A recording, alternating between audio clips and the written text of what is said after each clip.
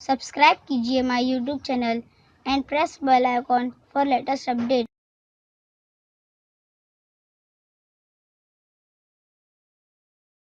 User ID, password और captcha enter करेंगे और लॉगिन करेंगे। उसके बाद एक्सेल में अपलोड क्वेश्चन वाइज,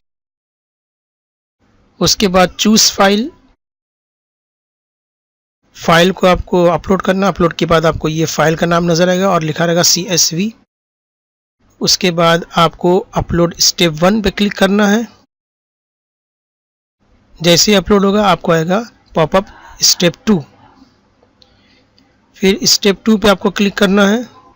फिर जैसे अपलोड होगा आपको पॉपअप आएगा सक्सेसफुली अपलोडेड।